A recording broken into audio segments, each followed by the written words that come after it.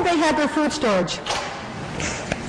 Have you thought about how you're going to cook it? You think, well, I'll build a fire, and where I live, thinking about building a fire in the middle of the summer just kill me. It's already 120 degrees out, and standing over a fire is just not going to happen.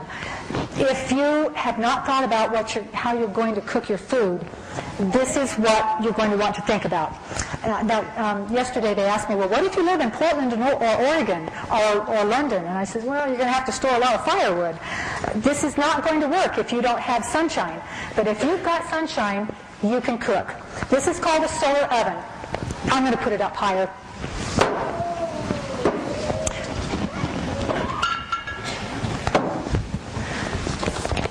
Solar ovens are basically an oven which uses the sun to cook your food. All over the world, they're discovering that solar ovens are clean. They use no fuel. It keeps the heat out of your kitchen.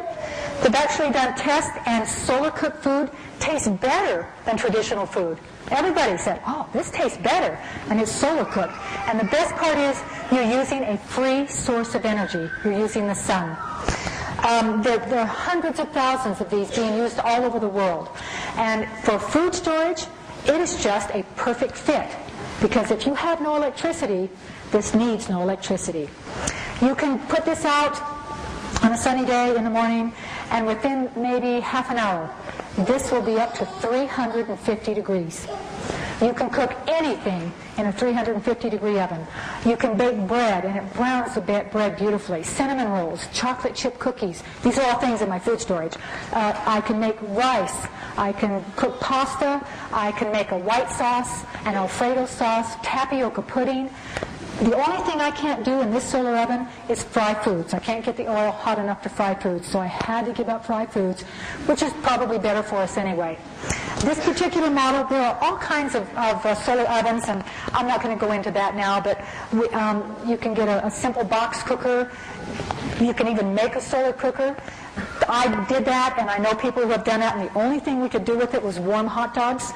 And since I can't store hot dogs, I decided to get one that really would get those temperatures so I can cook all of those foods. It has a little rocker arm inside. And there's an arm back here so that in the early morning you can tilt it towards the sun. The whole idea, and I had a gentleman take my class, and he called it out 2 days later, and he said, I bought a solar oven and it doesn't work.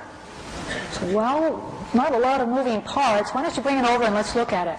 So we went out in the backyard, and I said, set it up for me. And he went like that, and he put it in the backyard, and he stood back, and he said, see, it doesn't work. But, well, it's simple, but it's not that simple. You really do have to tilt it towards the sun. Early morning, you're going to get the low horizon. You're going to tilt it towards the sun. There's a little leg back here that keeps it in this position. And as the day goes on, you need to move the oven and keep with the sun. Your reflector panels here will capture that sun and shoot it into the oven, but you have to have it at the right angle. If you go out there every 45 minutes to an hour, that should be good enough to say what you're trying to do is keep it towards the sun as it goes across the sky. If the temperatures go too low, your food's not going to be safe. There's some safety rules. You've got germs can't grow at 120 degrees. You can pasteurize water at 150. You can cook food at 180. This easy gets to 180. And you can boil water at 212.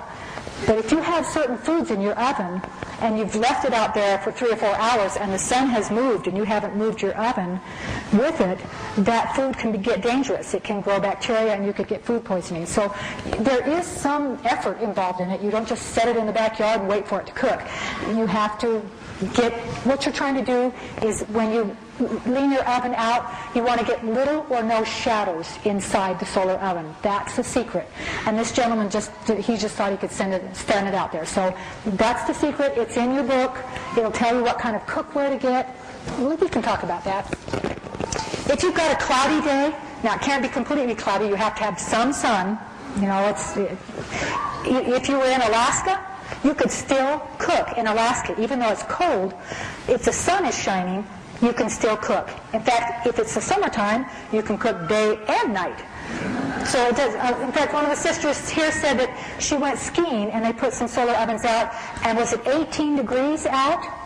And they came back from their ski trip about 3 hours later, and their dinner was all cooked out in their solar ovens. So it's the sun that cooks it, not the coolness. If it's cold outside, it's not going to make a difference. It might take a little longer for the oven to heat up, but it will still work. If you've got an intermittent cloudy day, the sun comes out, it goes back, it comes out. Your Dutch oven, the heavy metal cookware, is going to take a little longer to heat, but it's going to hold that heat. So the sun comes out, it heats it up, goes behind the cloud. This will hold on to the heat and keep your food safe. So on those cloudy days, use the heavy metal.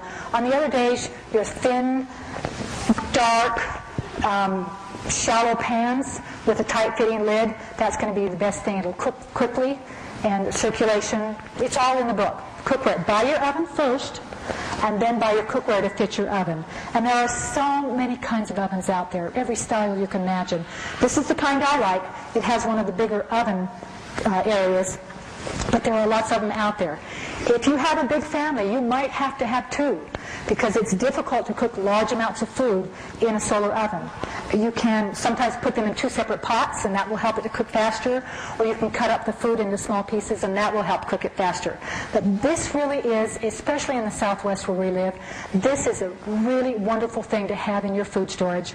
It's going to cost about $200, but if you buy them in bulk, if everybody goes together and makes a big order, you can get them for less than the $200. This is a great thing to have in your food storage for that worst case scenario. Okay, we've got, where's my last card?